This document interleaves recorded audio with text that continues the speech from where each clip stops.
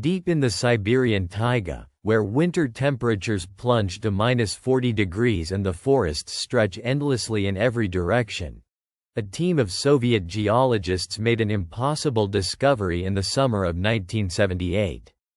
They were flying over one of the most remote regions on Earth, mapping resources in territory so isolated that their helicopter shadows were likely the first modern intrusion these ancient woods had ever seen.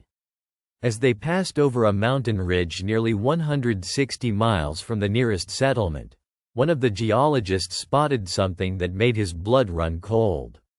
A clearing, a garden, impossibly, unmistakably, signs of human habitation where no human should have been able to survive. The geologists were experienced men, familiar with Siberia's brutal indifference to human life. They knew that this region wasn't just remote. It was beyond remote, beyond the edge of maps, beyond the reach of roads, villages, or any trace of civilization. And yet there it was. Someone was living there. When they landed and approached cautiously through the dense forest, what they found seemed to belong to a different century entirely. A small log cabin, darkened by time and weather, stood in a clearing barely large enough to grow a few rows of vegetables. The structure was crude, held together with moss and mud. There was no chimney, just a hole in the roof. No windows, only slits covered with animal hide. And then, emerging from the shadows of the trees like figures from a fairy tale, came the family. An elderly man with a long, unkempt beard. His adult children, 4 of them, dressed in patched clothing that seemed woven from bark and animal skins. They stared at the geologists with expressions mixing terror and wonder. The father fell to his knees. After a long, tense silence, he spoke. His Russian was strange, archaic, as if preserved in amber. He asked the visitors if they had come to take them away. What the geologists had stumbled upon was the Lykov family, and their story was unlike anything the modern world had encountered. This wasn't a family that had gotten lost or stranded. They had fled, deliberately, desperately, and they had been hiding in these woods for 42 years. The tale began in 1936, during one of the darkest chapters of Soviet history. Karp Lykov and his wife Akulina were old believers, members of a Russian Orthodox sect that had refused to accept church reforms from the 17th century. For their faith, old believers had been persecuted for generations, but under Stalin's regime, the persecution reached new, horrifying levels. Churches were destroyed. Believers were arrested, sent to camps, or simply executed. When Karp's brother was shot dead by Soviet soldiers during a purge of their village, Karp and Akulina made a decision that would alter the course of their family's existence forever. They gathered their 2 young children, Savin and Natalia, and walked into the taiga. Not to a neighboring village. Not to a safer region. They walked deep into the wilderness, into territory that had likely never seen a human footprint. They walked until the forest swallowed them completely, until the world they knew disappeared behind walls of pine and birch. They walked until they found a place where they believed no one would ever find them. And for 4 decades, no one did. In the years that followed, 2 more children were born in absolute isolation. Dmitry arrived in 1940, and Agafia in 1944. These younger children entered a world unlike anything you or I could truly comprehend. They had never seen another human being outside their immediate family. They had no concept of cities, of other countries, of the vast world beyond their clearing. Their entire universe consisted of the forest, their garden, their family, and their faith. The technology they possessed was medieval at best. They had brought a few tools when they fled, a kettle, a couple of pots. When these wore out, they improvised. They learned to weave shoes from birch bark. They fashioned clothes from hemp they grew themselves, a process so labor-intensive that a single garment could take months to produce. When their only kettle rusted through, They began boiling water in birch bark containers, which meant they couldn't let the flames touch the sides or the whole thing would burn. Imagine that level of difficulty for something as simple as making hot water. Their diet was brutally simple. Potato patties made from whatever they could grow in the short Siberian summer. Pine nuts gathered from the forest. Wild berries when they could find them. Occasionally they trapped game, but often they went without meat for months. In harder times, they ate raw pine bark, leather, even shoes. They survived on the edge of starvation constantly, their bodies adapting to deprivation that would have killed most people. But here's what's truly remarkable. They didn't just survive. They maintained their humanity, their culture, their faith. Karp taught his children to read using the few religious books they had carried into the wilderness. The family prayed together daily. They celebrated religious holidays by their own reckoning of the calendar. They sang hymns in the darkness of their cabin during the endless winter nights. In the most hostile environment imaginable, they preserved something precious, something they valued more than comfort or safety or even food. Their beliefs, their identity. The winter of 1961 brought catastrophe. A late spring frost killed everything in their garden. Their entire food supply, destroyed in a single night. As starvation set in, Akulina, the mother, made a choice. She stopped eating. She gave her portions to her children, telling them she wasn't hungry. She grew weaker day by day, and the family watched helplessly as she faded. She never complained, never asked for help that she knew wouldn't come. She simply sacrificed herself so her children might live. When she died, they buried her in the forest, and the family continued on, 4 children and their father, alone against the wilderness. What's staggering to consider is what these children didn't know. They had no idea that World War II had happened. No concept that tens of millions had died in a conflict that had consumed the entire world. When the geologists finally told them, they could barely comprehend it. War on that scale was beyond their imagination. They didn't know that man had walked on the moon. They had never seen an airplane up close, though they had occasionally spotted them in the sky and thought they were birds or celestial phenomena. Cars, trains, electricity, telephones, none of these things had any meaning to them.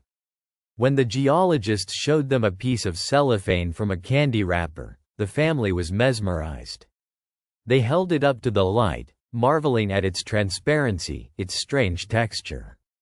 This scrap of packaging, something we throw away without thought, was the most advanced technology they had encountered in decades. They asked if they could keep it. It became a treasured possession. The discovery of the Lykov family became a sensation in the Soviet Union. Journalists visited. Supplies were brought in. For the first time in their lives, Dmitry and Agafia tasted bread. They had heard of it from their father's stories but had never experienced it. Scientists studied the family, fascinated by their language, which preserved words and pronunciations that had vanished from modern Russian. The Lykovs spoke as Russians had spoken centuries ago. Their dialect was a linguistic time capsule. But contact with the outside world brought tragedy. In 1981, 3 of the 4 adult children died within a short period. Savin, Natalia, and Dmitry all succumbed to kidney failure, possibly triggered by their exposure to modern diseases against which they had no immunity, or perhaps simply the accumulated toll of decades of malnutrition and hardship. Their bodies, adapted to their isolated existence, couldn't handle the change. Only Agafia survived, and she made a choice that baffles many to this day.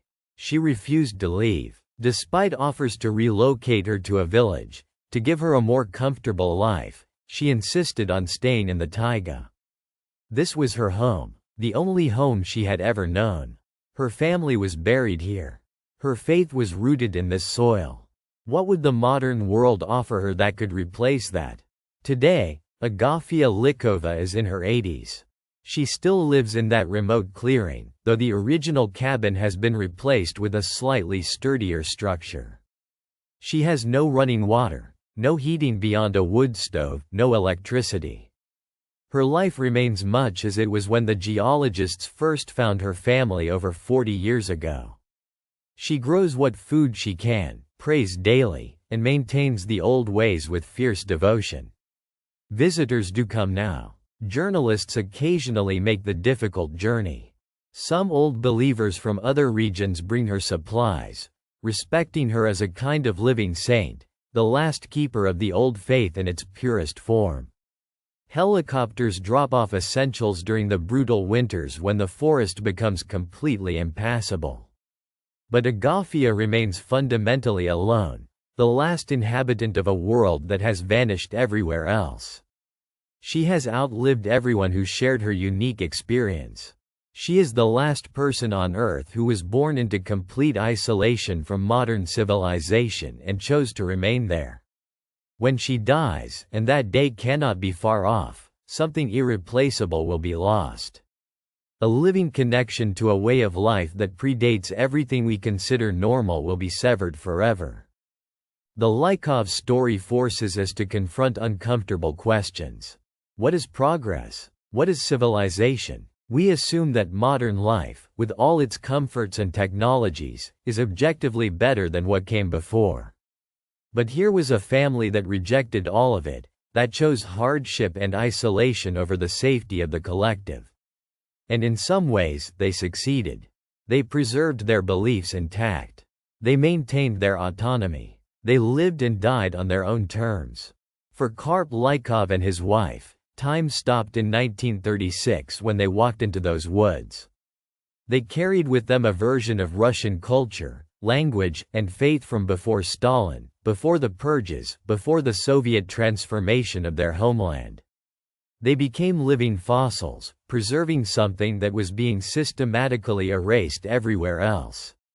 For the children born in isolation, time never really started at all. They existed outside of history, untouched by the events that shaped the 20th century. World wars, space races, technological revolutions, all of it happened without their knowledge or participation. They lived in a bubble of timelessness, where the rhythms of their existence were dictated by seasons and survival, not by politics or progress. And for Agafia, time remains frozen. She is still living in that bubble, maintaining a way of life that has disappeared from everywhere else on Earth. Every day she stays there, she makes a statement, whether she intends to or not. She is saying that what was lost when her family fled into the wilderness, whatever spiritual or cultural purity they were trying to preserve, is worth more than comfort, more than companionship, more than the temptations of the modern world. Some see her as stubborn, clinging irrationally to hardship when better options exist. Others see her as admirably principled, a woman of unshakable faith and commitment. Perhaps she's both. Perhaps she's simply the product of her unique upbringing, incapable of adapting to a world she never learned to understand. Or perhaps she understands something we've forgotten in our rush toward progress and convenience. The Siberian taiga is unforgiving. It has claimed countless lives over the centuries. It claimed Agafia's mother, her siblings, her father. Eventually, it will claim her too. And when it does, the clearing where the Lykov family defied the impossible will slowly return to wilderness. The garden will be overgrown. The cabin will collapse. The forest will reclaim what was briefly borrowed. Nature will erase the physical evidence of their extraordinary existence. But the story will remain. The story of a family that disappeared from the world and lived as people had lived centuries before. The story of children who grew up knowing nothing of the modern age, who thought cellophane was miraculous and had never tasted bread. The story of a woman who, given every opportunity to leave, chose to stay in the wilderness alone, faithful to a way of life that exists nowhere else. In 1978, those Soviet geologists discovered more than just a family. They discovered a window into the past, A glimpse of life unfiltered by progress, untouched by the 20th century's relentless march forward. They found people who had opted out of history itself and somehow survived.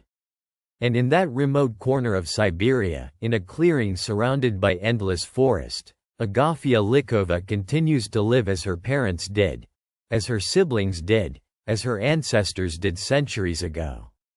For her, 1936 never ended. The world never changed. Time, in the way we understand it, never really applied.